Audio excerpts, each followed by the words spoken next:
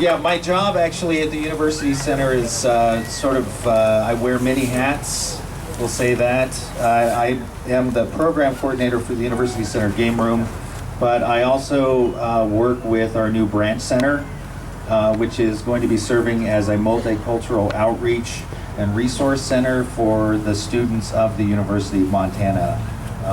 I think there's no greater need than right now for cultural awareness. Part of our duty and our mission in the University Center focuses on cultural competency, and essentially that's what our trip entailed.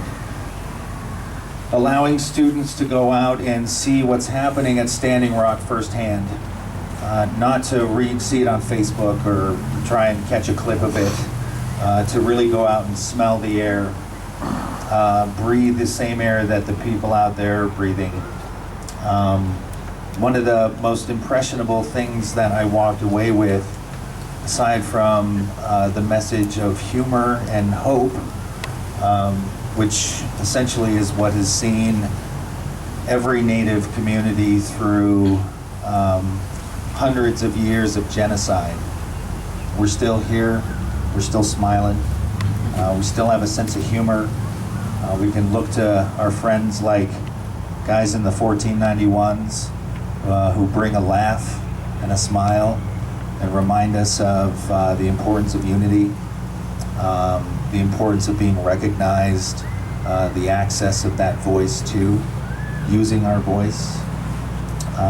What I did see out there at the camp were children playing. I saw people praying. And I also saw snipers in the hill. They were trained on those children at play. That's the message I bring back here. To me, that is unacceptable.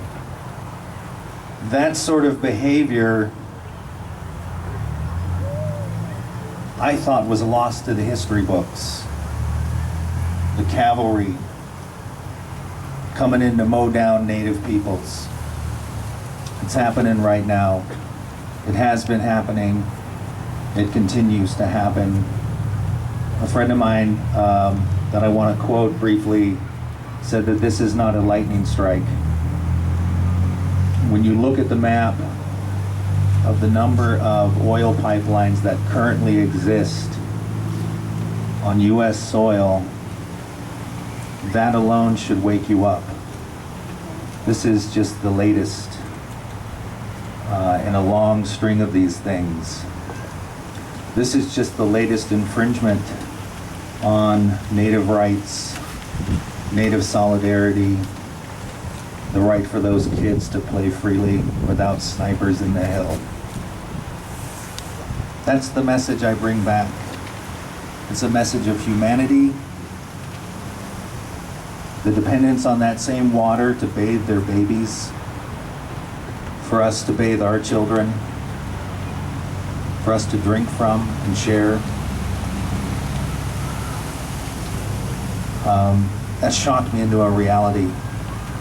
That told me that I can no longer be as complacent as I have been. That's why we took that group of students out to this area. The media, I think, was correct in asking, why would you put our students, our kids, our young people in harm's way?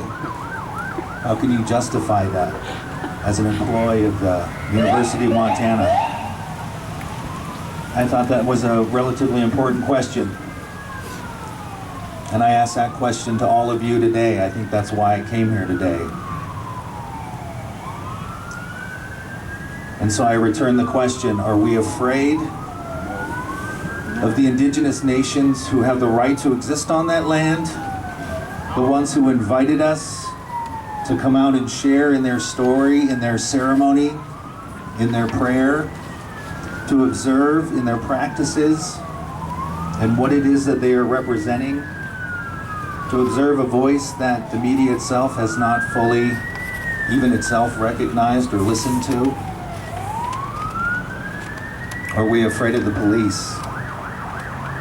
with the guns and the mace and the deplorable behavior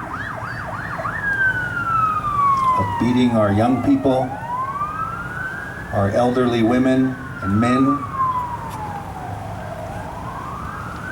venerated elders of our societies being disgraced openly.